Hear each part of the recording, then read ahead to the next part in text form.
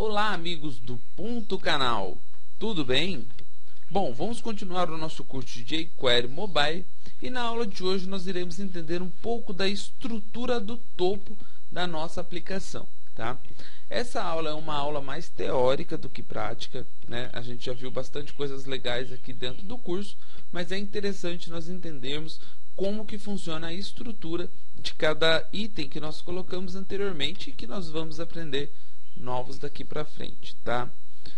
Só que antes de começar a aula, eu peço para você que ainda não se inscreveu no canal, que se inscreva para dar aquela força para a gente e também para poder estar recebendo semanalmente as nossas atualizações que são feitas todas terças e sábados às 11 horas em ponto, tá? Espero que vocês tenham uma boa aula e depois da vinheta de abertura você já fica com a aula de hoje.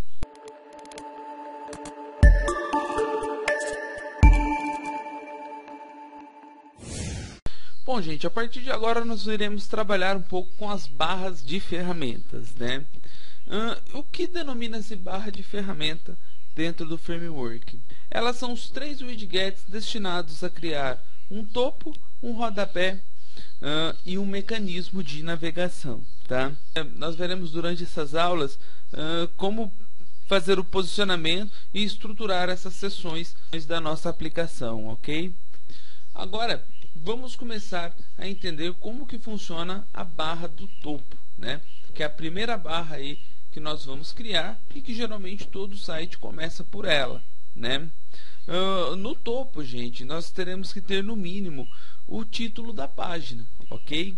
E ele deve ser marcado com um elemento HTML, seja do H1 até o H6, tá?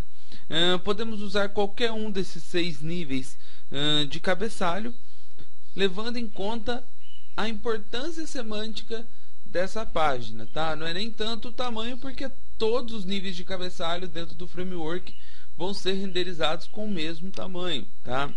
O que geralmente a gente fala para vocês usarem na index, né, na página principal do seu site, marque a sua seção de topo com H1 e as páginas internas marque com H2, tá? Essa é uma dica, mas vocês fiquem à vontade para escolher qualquer nível aí de cabeçalho que vocês quiserem, tá?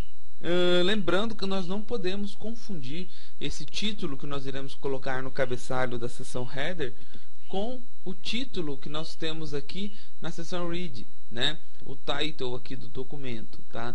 Nós não podemos confundi-lo. E a gente vai ver umas coisas bem interessantes que o framework faz quando nós colocamos um cabeçalho usando do H1 ao H6 dentro de uma tag que possui ali o data role header, né, que nós vimos anteriormente. Então vamos montar aqui uma estrutura para nós começarmos a entender como que funciona a barra de ferramentas no topo do nosso documento, ok? Então, sempre quando nós vamos começar a estruturar uma aplicação, dentro da tag bar nós temos que começar com uma div, e essa div ela vai ter que receber obrigatoriamente um data role com o valor page, né? Então nós saberemos que aqui dentro, tudo que vai estar aqui dentro pertence a uma página, né? E vamos montar então o nosso cabeçalho, ou seja, a nossa barra de ferramenta do topo, tá? Para isso vamos usar o header, e esse header ele vai receber também um data role do tipo header, né?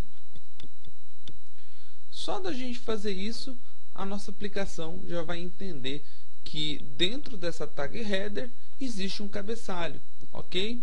E nós podemos aqui colocar um H1, né, já que nós estamos na index, e vamos colocar o nome de exemplo 1, tá?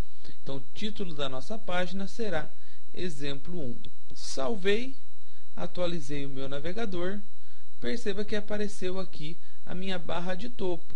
E olha só que interessante, apesar do meu title estar marcado como barra de ferramentas, aqui em cima não apareceu barra de ferramentas, apareceu exemplo 1, tá? Essa é uma mudança no DOM que o framework faz quando nós colocamos um cabeçalho dentro de uma tag com tenha o data role header, né?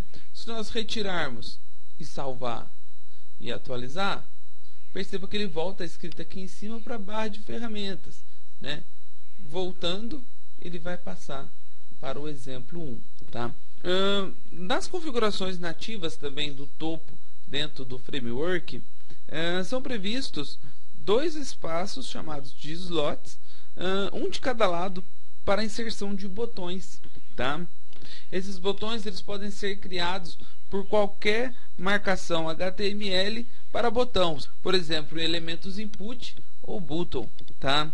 Por padrão, esses botões que são inseridos tanto no header como no footer, eles são do tipo inline e, consequentemente, suas larguras são aquelas suficientes para conter apenas o texto que tem dentro daquele botão.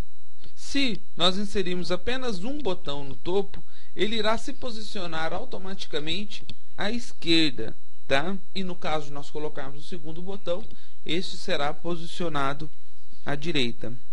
Claro que nós iremos aprender também a mudar essas posições, né? No caso, por exemplo, de você colocar um botão só e quer que ele fique para o lado direito, nós aprenderemos também como fazer isso, tá? Mas a marcação do botão é bem simples. Vamos marcar um botão aqui com a tag de linkear mesmo, né? Então vou colocar aqui, antes da minha escrita exemplo 1, eu vou adicionar um botão. Então eu coloco com a minha tag de linkear, tá? O href dela vamos deixar o jogo da velha mesmo. Vou jogar um data icon nela, né? Mais para frente nós vamos estudar um pouco mais sobre os ícones, mas por enquanto vamos colocar só um gear, né, que é a nossa engrenagem, e vamos colocar assim, ferramentas.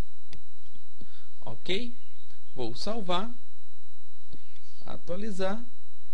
Perceba que apareceu aqui na minha lateral esquerda um botão que é o botão da minha barra de ferramentas, tá? Agora, se nós quisermos adicionar um segundo botão, nós podemos também, né? Vamos colocar do mesmo jeito, com o href também marcando o jogo da velha. Vamos colocar um data icon com o valor check e vamos só escrever assim, ó, salvar. Salvei, atualizei. Perceba que ele apareceu do outro lado, né? Se eu inverter, ó, olha só que bacana, se eu passar o salvar para cima, eles vão inverter a posição deles. Então, quando eu não dou nenhuma marcação ali para o meu framework da posição que eu quero que esses botões fiquem, ele vai seguir a ordem que esses botões foram colocados dentro da aplicação, tá? Agora, se por exemplo eu quero deixar só o botão ferramentas mesmo, tá? Não quero usar 2 botões, só que eu quero que ele seja renderizado à direita, não quero que ele fique à esquerda. O que nós fazemos? Nós apenas adicionamos uma classe que é o i-btn-right.